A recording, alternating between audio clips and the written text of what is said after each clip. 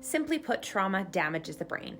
In our point of view, trauma is a leading cause of mental health disorders in the world, such as depression, anxiety, PTSD, personality disorders, attachment disorders, and attention-related issues, just to name a few. Here are some major changes we see in the brain as a result of trauma. 1, it damages the prefrontal cortex, or the rational part of the brain, which reduces impulse control, empathy, logical thinking, and emotion regulation.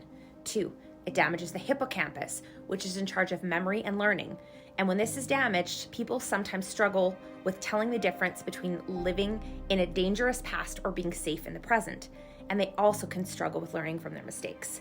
3, it creates an overactive amygdala, which is in charge of the fear response, often coined fight, flight, freeze. When this part of the brain is overactivated, it becomes more specialized for fear, making connection with others more difficult and creating a very sensitive stress response. And the last piece we want to tell you about is that people with a lot of trauma in their lives are also at risk for heart disease, stroke, cancer, COPD, depression, suicide, and addiction without getting the proper help. While it feels disheartening to learn that trauma changes the brain, remember that healing changes the brain too. Join me February 26th for a full day of learning on how to help a child heal from the impact of trauma.